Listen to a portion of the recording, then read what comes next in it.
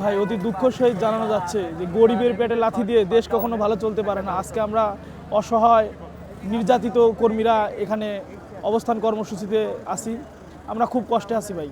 আপনারা আপনাদের সাংবাদিক ভাইদের কাছে আমাদের অনুরোধ, আপনারা দেশবাসীকে আমাদের নিউজটা পৌঁছে দিন যে আমরা মালয়েশিয়া যাওয়ার জন্য কত টাকা দিয়েছেন? যে আমি 6 লক্ষ টাকা দিয়েছিলাম। কতদিন আগে দিয়েছেন? যে আমি দিয়েছিলাম 1 বছর প্লাস হয়ে গেছে, মানে লাস্ট 8 মাস তো যেতে পারিনি, তার আগেও টাকা দেওয়া হয়েছে।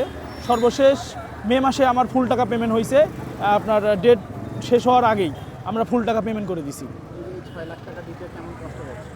যে 6 লক্ষ টাকা তো আসলে পুরোটাই ধার করা, কিছু আত্মীয় স্বজনের কাছ থেকে ধার হিসেবে পাইছি, তারপর এনজিও থেকে নেওয়া, সুদের উপর নেওয়া, এভাবেই তো গরিব মানুষ তো এভাবেই টাকা পয়সা ম্যানেজ করে যায়। আমরা সবাই একই পরিস্থিতি, প্রায় হয়তো কারো কিছু কম বেশি, এই সবারই একই পরিস্থিতি। প্রায় 1 বছরের মতো হলো আপনার কোনো কর্মসংস্থান নেই? না জি, খুব কষ্টে চলতেছি। বাবা মায়ের কাছ থেকেও খুব অবহেলার বাণী শুনি, প্রতিবেশী আত্মীয় স্বজন অনেক অবহেলার, যে আমরা অভাগা, আমাদের ভালো না। আসলে তো প্রকৃতপক্ষে আমরা স্বৈরাচারী ফ্যাসিস্ট শেখ হাসিনা সরকারের আমলে আমরা মানে আমাদের মানে ইচ্ছাকৃতভাবে আমাদেরকে অবহেলিত করা হয়েছে। কিন্তু এখন পরিস্থিতিটা এমন হয়েছে যে ফ্যামিলি সমাজ আমাদের বলতেছে আমরা অভাগা, কিন্তু আসলে তো আমরা অভাগা না। আমাদের ইচ্ছাকৃতভাবে আমাদের এরকম কষ্টে জর্জরিত করা হয়েছে, কারণ শেখ হাসিনা সরকারের আমলেই তার এমপি মন্ত্রীরাই এইসব সিন্ডিকেটের সদস্য ছিল, এবং কি মন্ত্রণালয়ের অনেক গাফিলতি ছিল। এখন কেউই ওর উপর দোষ চাপাচ্ছে, ওর উপর দোষ চাপাচ্ছে, এভাবে আমাদের এই যেতে না পারা কর্মীদের খুব কঠিন অবস্থার সম্মুখীন হচ্ছি আমরা। এখন কি চান সরকার?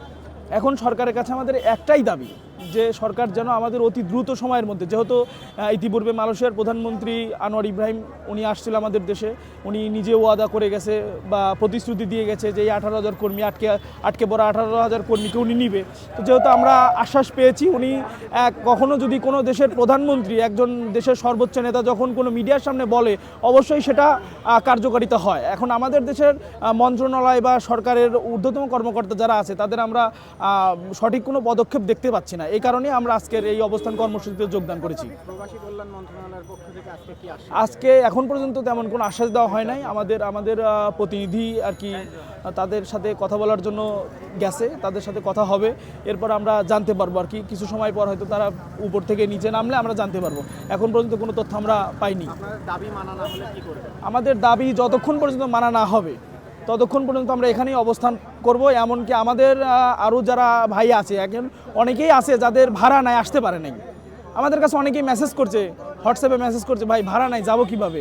তো তাদের কাছেও আমরা আপনাদের মাধ্যমে মেসেজটা বলে দিচ্ছি, ভাই সুদের উপর যেমন টাকা ঋণ করে আপনারা দালালকে দিয়েছেন, সেইভাবে কষ্ট করে যে কোনোভাবে প্রয়োজনে পায়ে হেঁটে রাতারাতির মধ্যে আপনার বিকেলের মধ্যে আপনাদের মাধ্যমে জানিয়ে দেবো, সন্ধ্যার মধ্যে, যদি আমরা কোনো ভালো আশ্বাস না পাই বা সত্যিকারের অর্থেই কোনো ভালো আশ্বাস না পাই, আমরা আপনাদের মাধ্যমে জানিয়ে দেবো। তারা যেন রাতের মধ্যেই ঢাকা চলে আসে, এবং যতক্ষণ পর্যন্ত আমাদের দাবি মানা না হবে আমরা এখানেই অবস্থান করব।